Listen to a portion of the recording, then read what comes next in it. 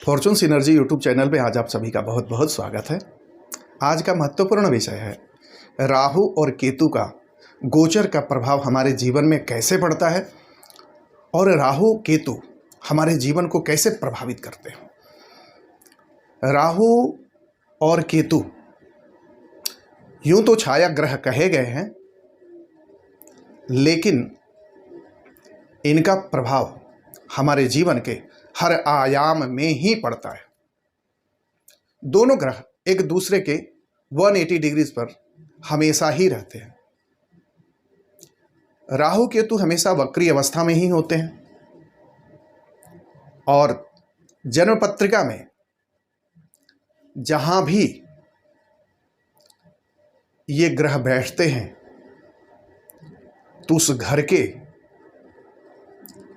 फल को या तो बहुत ज़्यादा बढ़ा देते हैं या बहुत कम कर देते हैं। ये सारी स्थिति उनकी पोजीशन, उनकी अवस्था, उनका नक्षत्र, उनकी दृष्टि और बाकी ग्रहों की दृष्टि का भी मिला जुला असर होता है। अब राहु केतु का गोचर 30 अक्टूबर 2023 से 29 मई 2025 तक का है। ये ग्रह एक राशि में 18 महीना रहते हैं, लेकिन कहा जाता है कि राहु जहां हमारे भविष्य में लेके जाते हैं, हमें लाइफ को कैसे आगे बढ़ाना है, किस हिसाब से हमारे जीवन का उद्देश्य तय हो सकता है, वो प्यास पैदा करते हैं। जिस भी घर में राहु होते हैं उस घर के ग्रह के कारकत्व के हिसाब से ही राहु असर करते हैं। और उसी प्रकार केतु हैं। राहु केतु छाया ग्रह हैं। और राहु केतु के संदर्भ में अगर बात की जाए तो समुद्र मंथन की घटना याद आती है कि राहु केतु कोई और नहीं, देवासुर संग्राम में दैत्यों के जो सेनापति थे उनका नाम था श्वरभानु। जब समुद्र मंथन हुआ उसमें से अमृत निकला तो राक्षस और देवता को भगवान विष्णु कतार में बिठा दिए और बारी बारी से सबको अमृत पिलाने लग गए। राहु एक ऐसा ग्रह जो श्वरभानु थे, उनको यह एहसास हुआ कि हो सकता है कि देवता हमारे साथ छल कर जाए, तो इन्होंने अपना वेश बनाया और देवताओं की कतार में जाकर बैठ गए। यह स्थिति सूर्य और चंद्रमा देख लिए और भगवान विष्णु मोहिनी के रूप में जब अमृत पिला रहे थे तो उनको इशारों में बता दिया कि ये राक्षस है और हमारे कतार में आकर बैठ गया है। उसी समय भगवान विष्णु ने अपने चक्र से श्वरभानु के गले को काट दिया। जब गले का ऊपरी भाग जो था वो राहु बन गया और नीचे वाला भाग केतु बन गया कि अमृत पीने के बाद ये दोनों दो ग्रह के रूप में अवस्थित हो गए और देवता की तरह ही उज्जयमान बन गए। हालांकि थे तो राक्षस दैत्य, तो उस हिसाब से राहु और केतु दो ग्रह के रूप में इनको मान्यता मिली, लेकिन इनका कोई फिजिकल एंटिटी नहीं होने का प्रमाण मिला बावजूद इसके इनको छाया ग्रह के रूप में प्रतिस्थापित किया गया। कहा जाता है कि चंद्रमा के कक्ष में 18 डिग्री पर जो दक्षिणी गोलार्ध है वहाँ एक पॉइंट है जिसको हम केतु का पॉइंट कहा जाता है, दक्षिणी गोलार्ध को, और राहु का पॉइंट 22 डिग्री पर है। तो केतु एक ऐसे ग्रह हैं कि वो हमें सही हमारे जीवन का मकसद बताते हैं, हमारे जीवन का लक्ष्य क्या हो सकता है। कारण कि राहु के पास दिमाग है, बुद्धि है, केतु के पास दिमाग नहीं है, मन है, भावना है। राहु हमें सपने दिखाते हैं और केतु हमें एहसास कराते हैं कि हमारे जीवन का वास्तविक लक्ष्य क्या है। इसलिए केतु को मोक्ष का कारक ग्रह माना गया। इस ट्रांजिट के संदर्भ में राहु ग्रह पर एक वीडियो मैं पहले ही बना चुका हूं और आज का विषय है केतु ग्रह हमारे जीवन में जन्मपत्र के आधार पर कौन से ग्रह में गोचर करते हैं और क्या प्रभाव डालते हैं हमारे मन मस्तिष्क पर, हमारे जीवन पर। इन सारी विषय वस्तु पर इस वीडियो में चर्चा करेंगे। उसके पहले आपसे निवेदन है कि अगर आप इस चैनल पर हैं, कंटेंट पसंद आता है तो हमारे चैनल को ज़रूर सब्सक्राइब करिए, वीडियो को लाइक करिए, अपनी जिज्ञासा कमेंट के माध्यम से हमारे तक भेजिए और हम उसका शास्त्रसम्मत ज्योतिषीय आधार पर आपके प्रश्नों का उत्तर देंगे। आप चाहें तो इस वीडियो को अपने इष्ट मित्रों में भी शेयर कर सकते हैं। तो आज के टॉपिक की शुरुआत करते हैं। आज का टॉपिक क्या है? केतु का गोचर।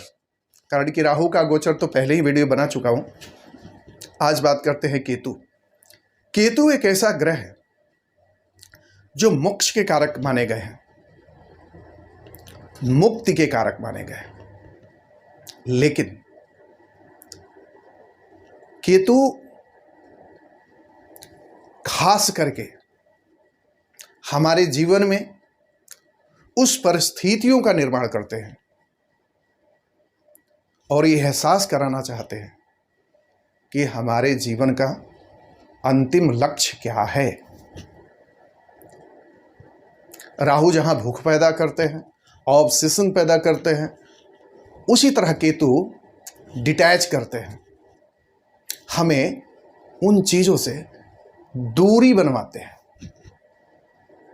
राहु और केतु का जन्मपत्रिका के 8 घर पर प्रभुत्व पड़ता है और उसी हिसाब से हमारे जीवन में, हमारे कार्यशैली में, हमारी सफलता असफलता, इन सारी परिस्थितियों में बाकी ग्रहों की तरह ही राहु केतु का प्रभाव बहुत ही पड़ता है।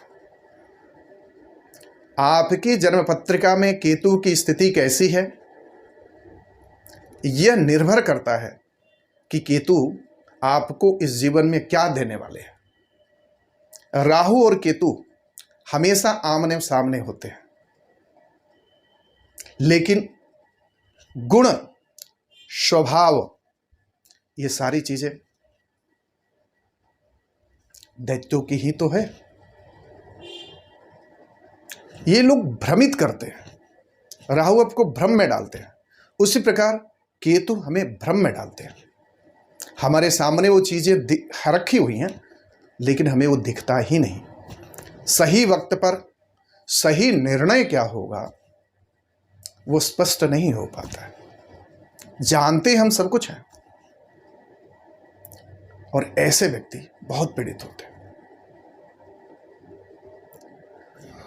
कहा जाता है कि शनिवत राहु और कुजवत केतु राहु शनि के स्वभाव सा ही असर डालते हैं, जबकि केतु मंगल के समान असर डालते हैं। केतु अलगाव देते हैं। केतु वो ज्ञान पिपासु हैं, वो ज्ञान के भूखे हैं। केतु को वो ज्ञान चाहिए जो वो भटक रहे हैं। वही परिस्थिति में जब ज्ञान नहीं मिलता है तो जीवन में निराशा, परेशानियां, बहुत सारी कठिनाइयों का सामना करना पड़ता है।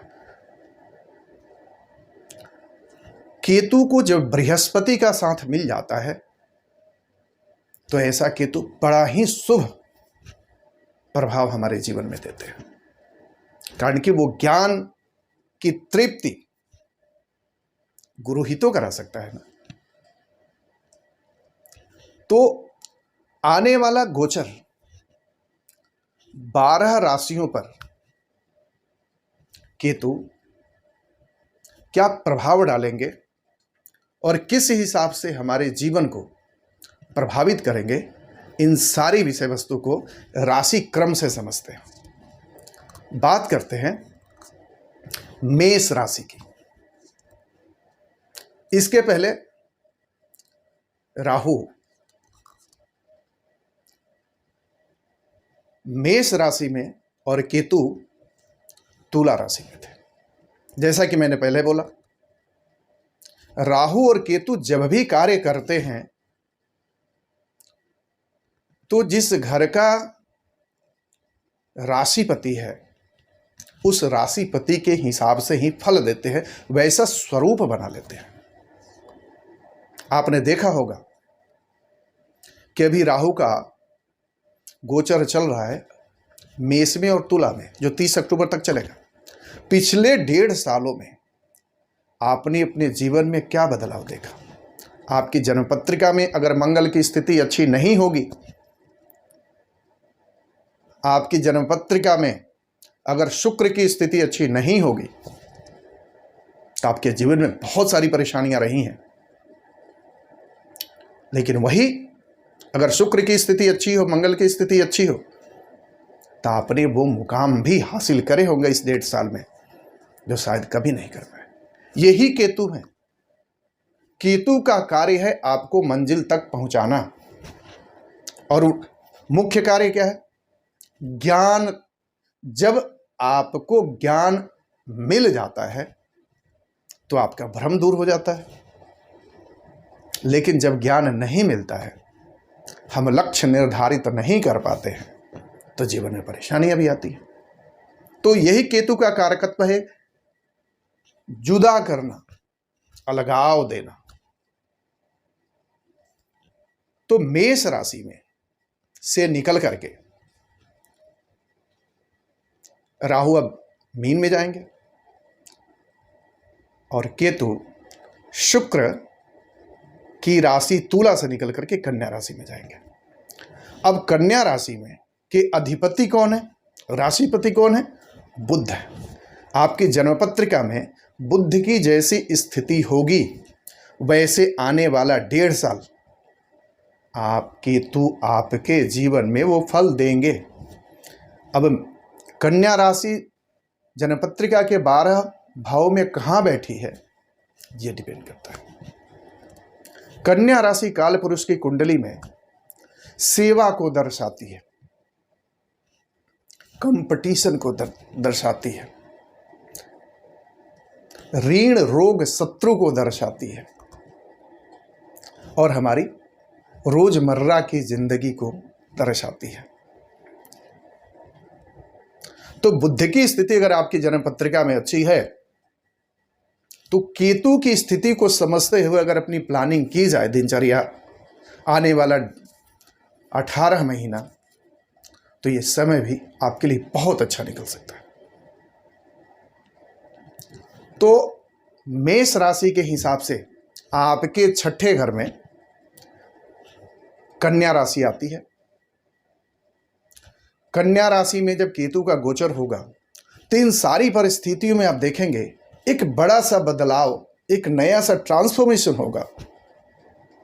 अब तक जो आपने जीवन बिताया 1.5 साल की, उस 1.5 साल में देखेंगे कि बहुत सारी चीजें बदल जाएंगी।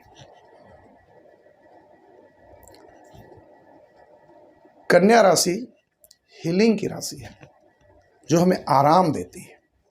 हम जिस पीड़ा में हैं उस पीड़ा से हमें निकालती है। मेष राशि के हैं, अगर आप कर्ज में चल रहे थे, आप कोई बीमारी में चल रहे थे, तो वो बीमारी से आपको केतु निकालेंगे। लेकिन वही बुद्धि की स्थिति अगर अच्छी नहीं हो तो ऐसा भ्रम पैदा कर देंगे, वैसी बीमारी का भ्रम आपको हो जाएगा। जब डॉक्टर से मिलने जाएंगे चेकअप करवाने, तो डॉक्टर कहेंगे आप तो बिल्कुल ठीक हो, आपको कोई बीमारी ही नहीं, तो भ्रम पैदा कर देते हैं। वही स्थिति देखेंगे जब कन्या राशि में गोचर कर लेंगे केतु, कि ऐसे मित्र मंडली थी, ऐसे व्यक्ति थे कुछ आपके जीवन में, उनके प्रति आपने सब कुछ लुटाया, सब कुछ किया, लेकिन अब उनका चेहरा आपके सामने केतु ला कर रख देंगे। रूटीन के कार्य में आपको कहीं ना कहीं बड़ा फल मिलेगा, कारण कि उपचय घरों में जितने भी क्रूर ग्रह हैं, पापी ग्रह हैं, बहुत अच्छा प्रभाव करते हैं। तो आपके लिए केतु का कन्या राशि में गोचर बहुत अच्छा रहेगा, और आने वाले समय में अपनी जो भी प्लानिंग करिए, किसी भी भ्रम में रह के मत करिए। हर परिस्थितियों को सोचिए, समझिए, फिर निर्णय लीजिए, तब जाकर के ये गोचर आपके लिए बहुत अच्छा रहेगा। और चाहते हैं कि ये गोचर और अच्छा रहे, आप जो करना चाहते हैं उस हिसाब से, सर्विस से रिलेटेड, कंपटीशन से रिलेटेड, ऋण, रोग, शत्रु, ये सारी चीज़ें जो है, यहाँ कहीं ना कहीं आप फंसे हुए हैं, तो इन परिस्थितियों से निकलने के लिए ओम गंगणेशाय नमः या गणपति स्तोत्र का पाठ कर सकते हैं। संकटनाशन गणपति स्तोत्र भी कर सकते हैं, या गणेश जी के किसी मंत्र का भी आप अगर रेगुलर कुछ न कुछ पाठ करते हैं तो आपको बहुत इसका अच्छा प्रभाव मिलेगा ये गोचर। और ये गोचर आपके जीवन में बड़ा बदलाव देगा। बहुत सारी चीज़ें पॉजिटिवली आपके जीवन में आएंगी जो आपने सारे सोचा भी नहीं होगा, और वो सारी चीज़ें आने वाले 1.5 साल में पॉजिटिव चीज़ें आप महसूस करेंगे। लेकिन बस ये ध्यान रखना है कि कोई भी कार्य जल्दबाजी में नहीं करना है और बड़े रूप में नहीं करना है, कारण कि ग्रह कोई अच्छा कोई बुरा नहीं होता। ग्रह जब भी प्रभावित करते हैं हमारी निर्णय शक्ति को, हमारी सोचने की शक्ति को प्रभावित करते हैं, लेकिन वही उस ग्रह की एनर्जी के साथ हम अलाइंड हैं तो उसी अनुरूप हमारे डिसीजन हो जाता है, उसी अनुरूप हमारे कार्यशैली बन जाती है, उसी हिसाब से हमारे जीवन के हर कार्य होने शुरू हो जाते हैं। अगर अच्छे ग्रह हैं तो अच्छे ग्रह के हिसाब से हमारे जीवन में बदलाव आएगा। अगर ग्रह अच्छे नहीं हैं तो वैसे ही जीवन में ऐसे निर्णय होने शुरू हो जाएंगे, चाहे आप कितने भी अच्छे हों, आप कितने भी अच्छी अपने हिसाब से चल रहे हैं, लेकिन वो गलतियां उस एनर्जी की वजह से आपसे गलती होगी ही होगी। तो उस परिस्थिति में अगर सोच समझ करके समझदारी से कोई निर्णय लिया जाए तो आने वाला 1.5 साल आपके लिए बहुत अच्छा हो सकता है।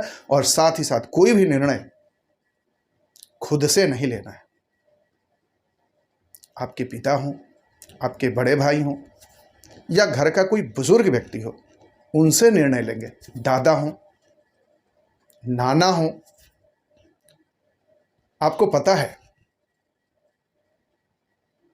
कि आप जो भी उनसे बोलेंगे और जो आपको सलाह देंगे वो केतु का आशीर्वाद बनकर आपके जीवन में आएगा, और सारी चीज़ें केतु के आशीर्वाद से बनती चली जाएंगी। तो कभी भी ऐसा नहीं करना है कि कोई भी चीज़ें अपने हिसाब से करना है, अपने हिसाब से कुछ नहीं करना है। और दूसरी बात, कोई भी कार्य बड़े रूप में नहीं करना है, छोटे छोटे सेगमेंट में लेकर के चलना है।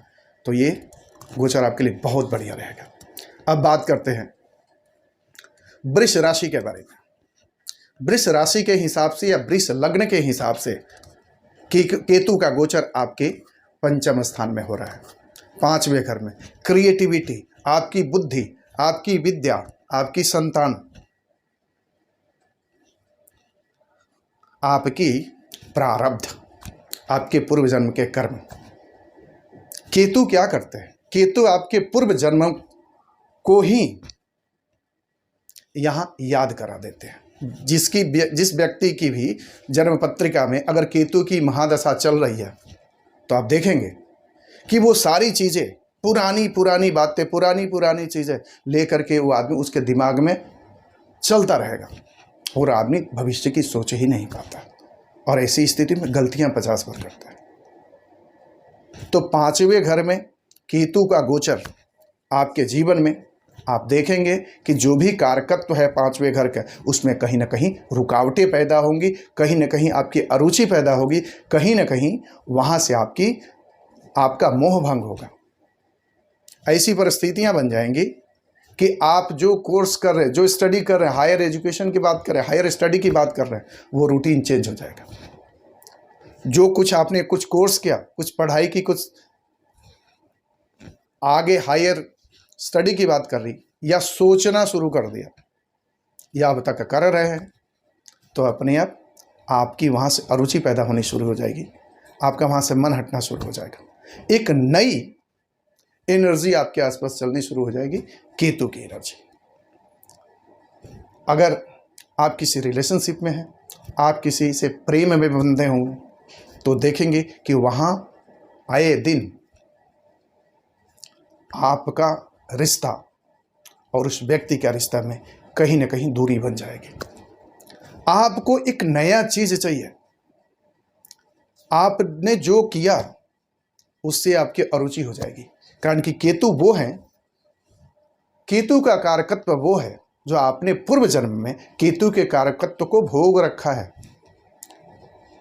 वहां आपको अरुचि पैदा हो गई। तो मतलब कि 5वें घर में आपने विद्या इतनी ग्रहण कर ली, मंत्र इतने कर लिए, धर्म कार्य इतने कर लिए कि वहाँ से आपको अरुचि हो जाएगी और आप समझ नहीं पाएंगे कि सही निर्णय क्या लेना है, मुझे कौन सा रास्ता चाहिए, किस हिसाब से चलना है। तो आने वाला समय में कोई भी ऐसा कार्य नहीं करना है कि आने वाला समय आपको सही रास्ता से मार्ग भटका दे। अब ऐसा नहीं है कि जो आप कार्य करें पूरी तरह उसको छोड़ दें, नहीं, लेकिन ध्यान ये रखना है कि उसकी कंसिस्टेंसी अगर आपकी टूटने लगे, वहाँ से आपकी इच्छा हटने लगे, फिर भी जब आपके फायदे की चीज़ है तो ये समझ लीजिए कि एक डिस्टेंस बन रहा है, वो डिस्टेंस नहीं बनाना है। अब बहुत सारी परिस्थितियों में क्या होता है, चुप रहना और निर्णय को कुछ दिनों के लिए टाल देना भी आपके लिए बहुत अच्छा हो सकता है। अगर आप आने वाले 1.5 साल में किसी प्रेम प्रसंग में फंसते हैं, चले जाते हैं, तो एक बार ध्यान रखें कि उसमें आपको प्राप्ति कुछ नहीं होगी, सिर्फ बदनामी के अलावा, कारण कि केतु आंखें खोल देंगे। केतु आपका अंतर मन है, अंदर की आवाज है। हमारे पास 2 विचार आते हैं, एक पॉजिटिव आता है, एक नेगेटिव आता है। पॉजिटिव विचार ये कर लो, नेगेटिव विचार कहता नहीं है, ऐसे नहीं करना, ऐसे चलना, उस हिसाब से चलना। तो वही अंतर मन की आवाज जो है केतु, वो अंतर मन की आवाज जो हम सुनना ही नहीं चाहते। तो ऐसी परिस्थिति में कोई क्रिएटिविटी से आपका मन हट रहा है तो थोड़े दिन के लिए, कुछ दिनों के उसमें विराम लाइए। आप बहुत बड़ी बड़ी प्लानिंग कर रहे थे तो देखेंगे कि उसमें रुकावटें आनी शुरू हो जाएगी। तो रुकावटें अगर आती है तो कोई ना कोई ऐसा कार्य, कोई ना कोई ऐसा व्यक्ति आपको जरूर होना चाहिए कि आप उस व्यक्ति से अपनी बात कह सके और वहाँ से आपको अच्छा सलाह मिल सके। केतु ज्ञान के लिए भटकता है, अध्यात्म के लिए भटकता है, उसको वो मुक्ति चाहिए, और मुक्ति देगा किसे? हमें ही तो देगा। तो इस परिस्थिति में अगर आपके 5वें घर में केतु का गोचर हो रहा है तो सबसे पहली बात है कि कोई भी कार्य करने से पहले गणेश जी को नमस्कार करना शुरू कर दीजिए। जैसे ऑफिस के लिए निकल रहे हैं, व्यापार के लिए निकल रहे हैं, तो अपने घर में गणेश जी की मूर्ति वहाँ रखें कि उनका दर्शन करके जाएं, उनका आशीर्वाद लेके जाएं। तो देखेंगे कि जहाँ भी रुकावटें या भटकाव की स्थिति बन रही है तो वहाँ भटकाव और रुकावटें नहीं बनेंगी और भगवान गणेश के आशीर्वाद से वो सारी स्थितियाँ आपके फेवर में बनने शुरू हो जाएंगी और आने वाला समय आपके लिए बहुत अच्छा हो सकता है। तब बात करते हैं मिथुन राशि की। मिथुन राशि के हिसाब से आपके जन्मपत्रिका के 4थे घर में केतु का गोचर हो रहा है। आने वाले दिनों में आप महसूस करेंगे कि आपके मन की शांति भंग हो गई है।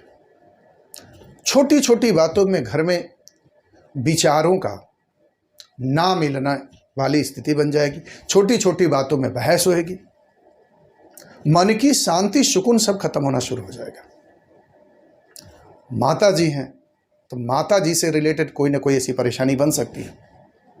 उनके स्वास्थ्य खराब हो सकता है या वैसी स्थितियां बनेंगी कि आपको घर से बाहर जाने की स्थिति बन जाए और इस स्थिति में आपको निर्णय लेने की जरूरत पड़ जाए कि अब मैं घर में नहीं रह सकता, अब मुझे जाना ही पड़ेगा। तो वैसी परिस्थिति में निर्णय जरूर लें, कारण कि केतु कहते हैं कि केत छुड़ावे खेत। केतु की जब स्थिति आएगी तो वो चीज़ें आपका जमीन छुड़ा देते हैं। तो आपके 4थे घर में जा रहे हैं तो माता से दूरी बन सकती है। जो शांति, जो खुशी, वो चीज़ें कहीं ना कहीं कमी आपके महसूस होगी। पैसे रुपये के लेन देन में, व्यापार के लेन देन में बहुत सारी दिक्कतें आएंगी। अगर इस तरह की स्थितियां बनती हैं तो क्या करना चाहिए? तो वैसी परिस्थिति में अपने घर में गणेश जी की मूर्ति स्थापित करके कोई भी गणेश मंत्र लेकर के 1.25 लाख मंत्र का आप जाप जरूर करिए। दशांश हवन, दशांश तर्पण, दशांश मर्श, इसका फल आपको मिलेगा।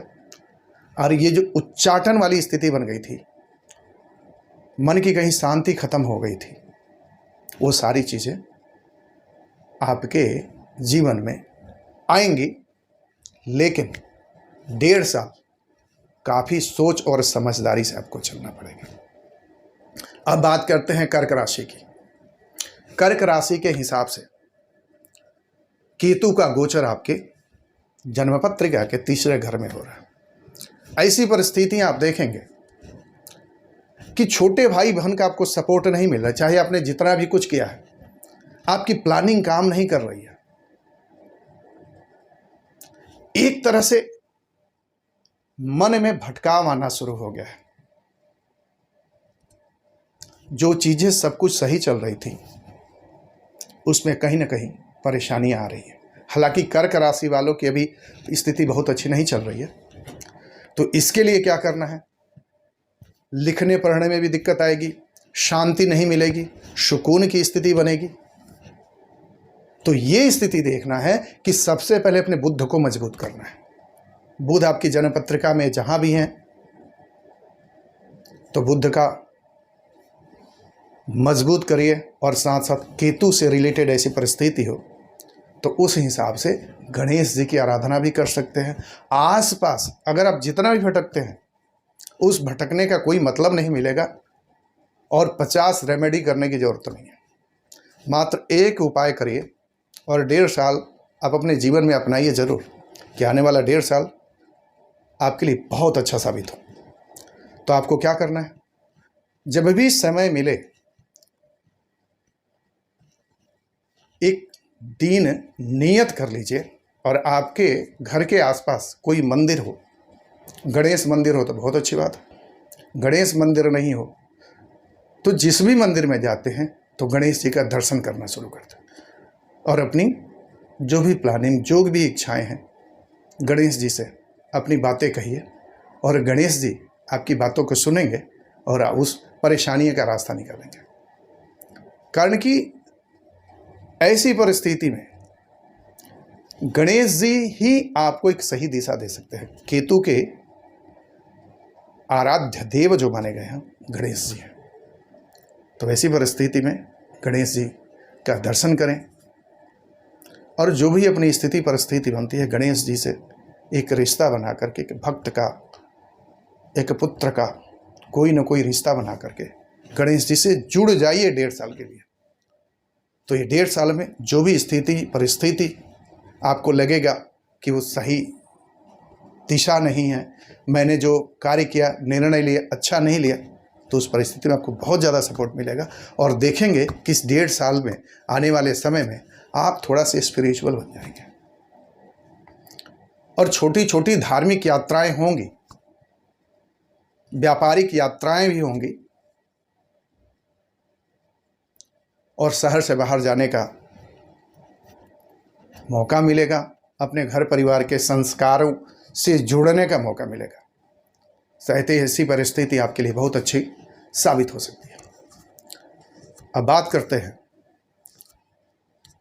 सिंह राशि की। आपकी राशि के हिसाब से आपके जन्म पत्रिका के दूसरे घर में केतु का गोचर हो रहा है।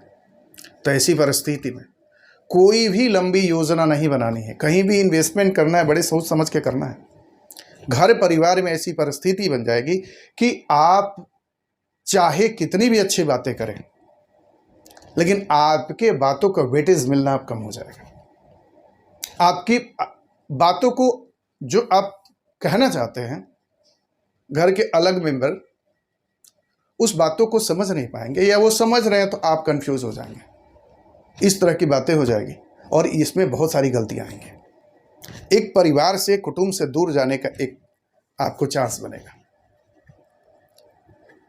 धन की अगर बात करें तो अगर धार्मिक बने रहते हैं तो केतु आपको कभी निराशा में तो नहीं रखेंगे, लेकिन परेशानियां आएंगी। तो उसके लिए क्या करना है? उसके लिए सिर्फ गणेश जी को पकड़िए, गणेश जी की पूजा पाठ करना शुरू कर दीजिए, गणेश जी का पेंडेंट पहन लीजिए, हर बुधवार को गणेश मंदिर में जाना शुरू कर दीजिए, कुछ नहीं तो गणेश चालीसा का पाठ करना शुरू कर दीजिए, कुछ नहीं तो ओम गंग गणेशाय नमः, ये भी एक नियम बना लीजिए। आपको बहुत सारी परिस्थितियों में सुधार मिलेगा। अब बात करते हैं कन्या राशि की। आपके लग्न में ही केतु का गोचर हो रहा है।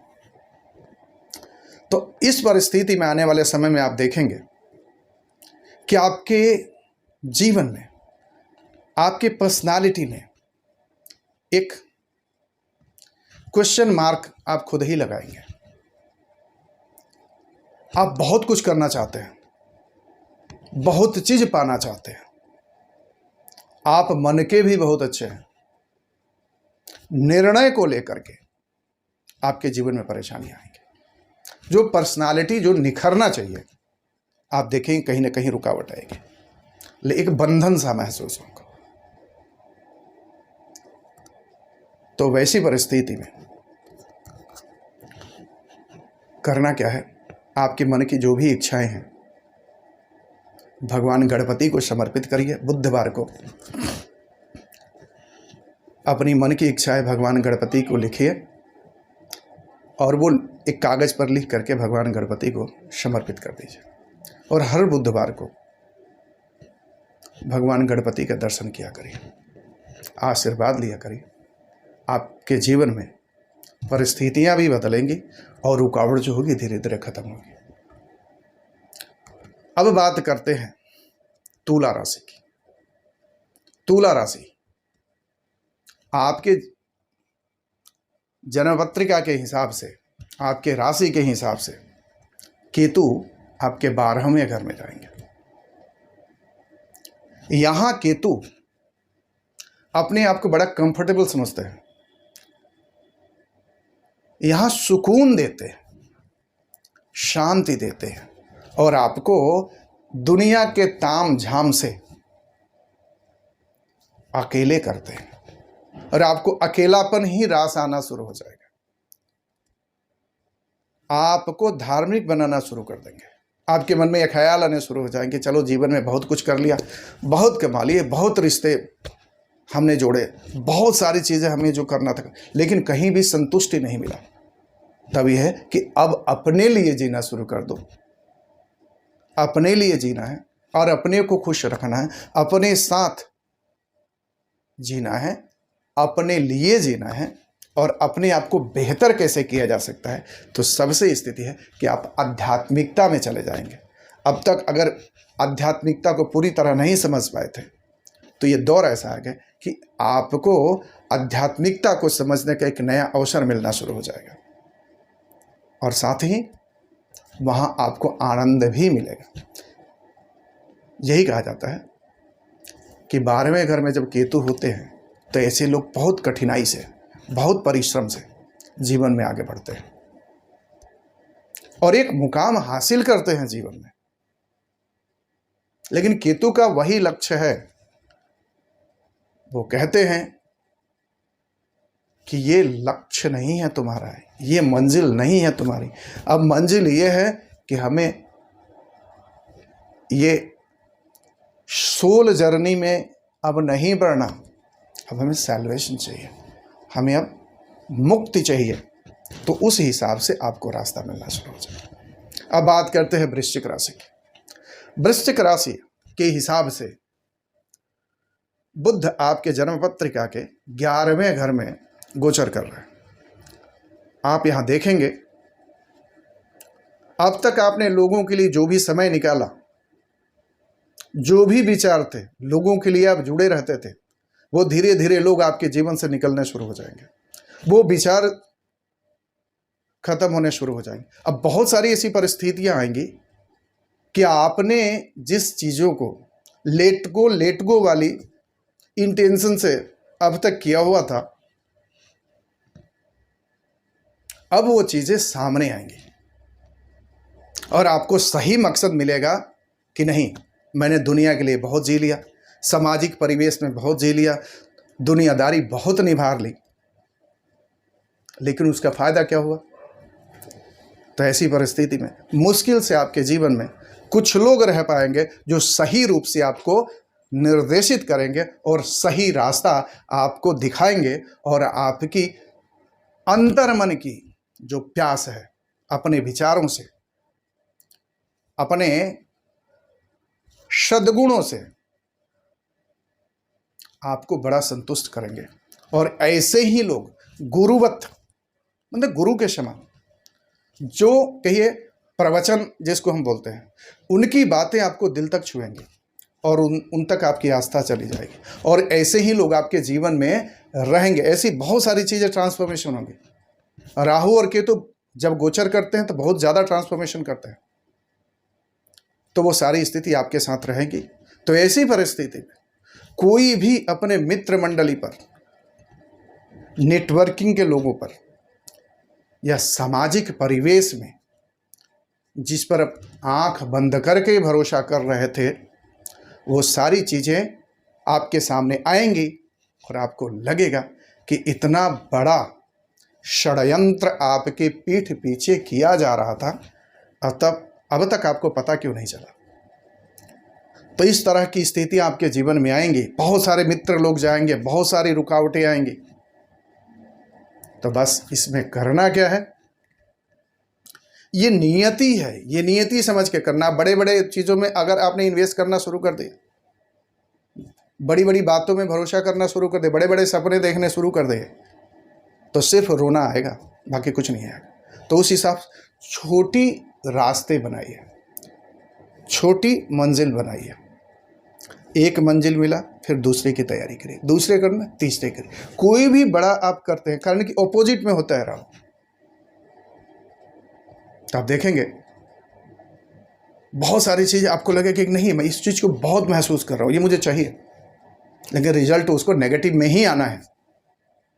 कारण कि 5वें घर के राहु आपको ऑब्सेशन देंगे, भूख देंगे कि ये मुझे चाहिए तो चाहिए, आप किसी चीज का सब्र नहीं कर सकते, रुक नहीं सकते।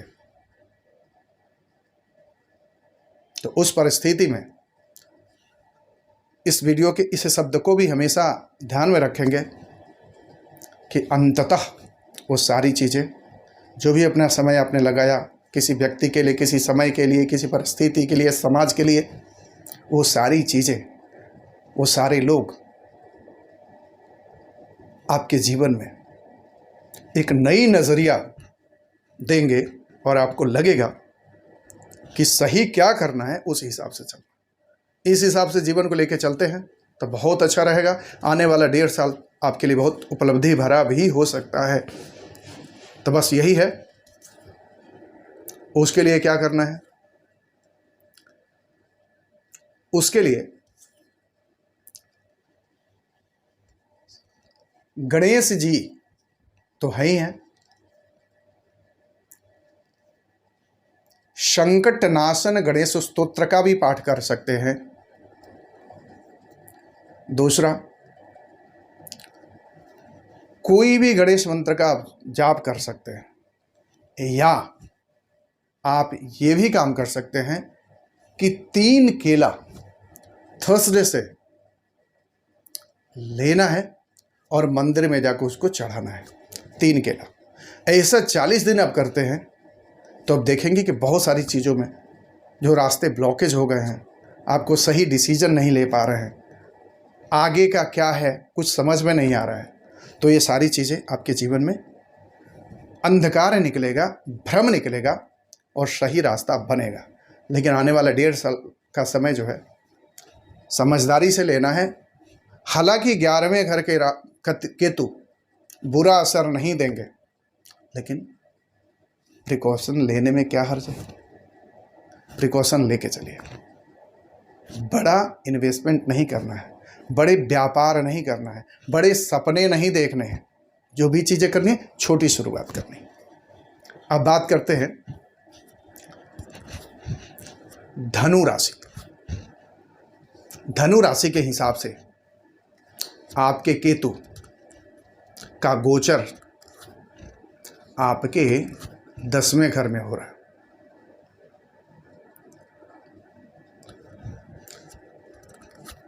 यहाँ जो भी व्यापार करते थे वहाँ से आपकी अरुचि होगी। अरुचि नहीं भी होगी तो स्थितियाँ ऐसी बन जाएंगी कि आपको लगेगा कि अब तो व्यापार गया, मुझे कुछ नया करना चाहिए। और यहाँ नए के तलाश में आप पुराने को बंद कर देंगे, या मजबूरी बन जाएगी उसको बंद करना। अगर आप नौकरी करते हैं तो आप सोचेंगे अब इस कंपनी को छोड़ना है, दूसरे कंपनी में जाना है। स्थान परिवर्तन यहाँ केतु करवा देते हैं। नौकरी में है तो व्यापार में भेज देंगे, व्यापार में है तो नौकरी में आ जाएगा। मतलब ये परिवर्तन आपके जीवन में होगा। लेकिन वही है, किसी बड़े सपने में आ करके, किसी के बहकावे में आ करके, किसी के इस तरह की सलाह में आ करके निर्णय नहीं लेना है। अगर इस तरह की स्थिति आप करते हैं तो परेशानी तो नहीं आएगी, और परेशानी आती है तो गणेश मंदिर में जाकर के या अपने घर में नॉर्थ ईस्ट का एक डायरेक्शन है जहाँ का आधिपत्य जाता है केतु को। एक नियम बनाइए कि रोज ही चाहे 5 मिनट के लिए ध्यान करना शुरू कर दीजिए। आपको जहाँ भी कन्फ्यूज़न है, निर्णय लेने की स्थिति नहीं बन रही है, वैसी परिस्थिति में ये सारी भ्रम हटेंगे, तकलीफ़ें हटेंगी और सही निर्णय लेने की क्षमता आप में बढ़ेगी। कारण कि केतु जब पॉजिटिवली एक्टिव हो जाएंगे तो अंतर मन, आपके अंदर की आवाज़ ये कहेगी नहीं ये तुम्हारे लिए सही है और ये सही नहीं है, और उसी पर चलना है आपको। अब बात करते हैं मकर राशि की। आपकी राशि के हिसाब से केतु का गोचर आपके धर्म भाव में हो रहा है। तो अगर आप काफ़ी दिनों से एक बदलाव की कोशिश कर रहे थे, वो बदलाव हो जाएगा। अगर आप विदेश जाना चाहते थे तो ऐसी परिस्थिति में विदेश चले जाएंगे। आप चाहते थे किसी बड़ी कंपनी में नौकरी करने के लिए, तो बड़ी कंपनी में नौकरी मिल सकता है। हाँ, पिता से विचारों में तालमेल नहीं बनेगा, लेकिन यह तालमेल नहीं बन रहा है तो मतलब यह है कि कहीं ना कहीं गुरु की स्थिति अच्छी नहीं। तो गुरु तत्व को जागृत कर, कारण कि वहाँ के जो कारक, जो ग्रह हैं, गुरु हैं। तो इस तरह की परिस्थिति बनती है जहाँ लगता है कि आपके जीवन में संकट आ रहा है, परेशानियाँ बढ़ रही हैं, लोग आपको समझ नहीं पा रहे हैं, या इतनी परेशानियाँ चल रही है, आप परेशानियों को आप खुद नहीं समझ पा रहे हैं कि उसको हैंडल कैसे करना, उसको संभालना कैसे है। गुरु बना लीजिए, चाहे वो किसी व्यक्ति को बना लीजिए, किसी भगवान को बना लीजिए, और शिष्य की तरह अपने सवाल उनसे करिए, वो रास्ता आपको मिल जाएगा। यहाँ का गुरु केतु किंग मेकर बन जाता है। अगर यहाँ केतु आपका पॉजिटिव बनता है तो आपके जीवन में इतना बड़ा बदलाव दे देगा, यहीं से आपकी जागृति शुरू होगी, आपका पुनर्जागरण महसूस होगा। ये हो सकता है कि एक नई चीज़ें, एक नया ज्ञान, एक नई दिशा आपको मिले, जो आने वाला समय आपको बहुत ही मशहूर बना सकता है और बहुत ही प्रसिद्धि दे सकता है। जो भी कार्य करेंगे उस हिसाब से आपके जीवन में बहुत बड़ा बदलाव लाएगा। आप शिक्षा के स्तर में भी सुधार कर सकते हैं, लोगों के जीवन में बहुत बड़ा बदलाव कर सकते हैं। इस तरह की परिस्थितियां आपके जीवन में आने वाले 1.5 सालों में बनेगी। अब बात करते हैं कुंभ राशि की। कुंभ राशि के हिसाब से या कुंभ लग्न के हिसाब से केतु का गोचर आपके 8वें घर में है। केतु को मनपसंद चीज ये है, ये घर केतु को बड़ा ही पसंद है, कारण कि यह छुपा हुआ ज्ञान है। वो चीजें आपको, केतु ज्ञान के ही तो भूखे हैं, वो बौद्धिक स्तर की भूखे है, वो रिसर्च के भूखे है। वो चीजें आपको रिसर्च करने की प्रवृत्ति आ जाएगी, मीन मेख निकालने की आदत बन जाएगी। और लेकिन जिस दिन यही आदत अगर आपने जीवन में अपना लिया तो आपको वो ऊंचाई मिल जाएगी, वो चीज़ मिल जाएगी, वो ज्ञान मिल जाएगा। ये केतु यहाँ दे देंगे आपको कि आपको एक नई ऊर्जा, एक नई दिशा, नई परिस्थितियाँ आपके फेवर में बनेगी और आपकी एक पहचान बन जाएगी आने वाले समय में। लेकिन ध्यान ये रखना है कि आने वाले 1.5 सालों में अपने चरित्र पर खास ध्यान रखना है, अपने ससुराल वालों से संबंध अच्छे रखने हैं, नहीं तो इन सब चीज़ों में ऐसी परिस्थितियां बन जाएंगी कि आपको ये समझ में ही नहीं आएगा कि आपको करना क्या है। और अगर इस जाल में आप फंस गए तो निकलना बहुत मुश्किल हो जाएगा। अब बात करते हैं मीन राशि की। मीन राशि अगर आपकी है तो आपके जन्म पत्रिका और राशि के हिसाब से केतु आपके 7वें घर में गोचर कर रहे हैं। ऐसा देखेंगे, व्यापार अगर कर रहे हैं तो व्यापारी की स्थितियां खराब हो जाएंगी, आपके पार्टनर धोखा दे सकते हैं, आपका मैरिड लाइफ में परेशानियां आएंगी, बहुत सारी चीज़ें विरोधाभास हो जाएगी, विचारों का नहीं मिलना हो जाएगा। ऐसी छोटी छोटी कहानियाँ ऐसी बन जाएंगी, ऐसी छोटी छोटी बातें ऐसी बन जाएंगी कि आपका वैवाहिक जीवन से मन हट जाएगा। आपको लगेगा कि बस आपको तो या तो तलाक ले लिया जाए, संबंध विच्छेद कर दिया जाए, या लास्ट में क्या सन्यासी बन जाया जाए। इतना दूर चला जाए आदमी कि हम आ ही नहीं सके। ऐसी बहुत बार ऐसे विचार आएंगे। तो इस तरह की स्थिति अगर बनती है, कारण कि वो गोचर में इस तरह की परिस्थितियां बनेगी, तो कभी भी किसी भी विरोधाभास को हवा नहीं देना है। ये ग्रह की स्थिति है, वो ऐसी कहानियां बनेंगी। व्यापार कर रहे हैं तो व्यापार में स्थितियां खराब होगी, आपके पार्टनर्स आपको धोखा दे जाएंगे, या आपके मन में उनके प्रति अलग विचार आने शुरू हो जाएंगे, नेगेटिव विचार आने, भले ही वो अच्छे हैं लेकिन आपको उन पर शक बढ़ना शुरू हो जाएगा। और इस शक की बीमारी की वजह से एक स्थिति ऐसा मोड़ आ जाएगा कि जहां आपको दिक्कत परेशानी शुरू हो जाएगी। तो इस तरह की अगर स्थितियां बनती दिख रही हैं तो आप सतर्क रहें और ऐसी चीज़ें नहीं हो, इस बात का खास कर ध्यान रखें। तो ये 12 घर की केतु के गोचर के संबंध में आने वाला 1.5 साल का कैसा समय रहेगा, वो सारी चीज़ें मैंने बताई, उपाय के भी बताए, और सारे उपाय बड़े सटीक हैं और सारे उपाय हम लोगों को बताते हैं और सारे उपाय परीक्षित हैं। आप करेंगे तो निश्चित ये होगा कि आपको कहीं ना कहीं दिशा निर्देश जरूर मिलेगा। इसमें खासकर ये काम करना है, अंतर्मन को सोचना है, अंदर की तरफ झांकना है, आपको बाहर की तरफ नहीं झांकना है, बाहर की तरफ चीज़ों को नहीं ध्यान देना है। जो भी चीज़ें करने, छोटी छोटी चीज़ों में शुरुआत करनी है। लेकिन आपके जो भी आपकी राशि है, केतु के अपोजिट राहु बैठे हैं, तो उन चीज़ों को मैनेज करना बहुत मुश्किल हो जाएगा, मन की आवाज़ को सुनना बहुत मुश्किल हो जाएगा। कारण कि राहु माया है, वो माया में आपको भटका रहे हैं, और केतु क्या करेंगे, वैसी परिस्थितियां ला देंगे कि आपको परेशानी आ जाएगी। शुरुआत राहु करेंगे और अंत केतु कर देंगे।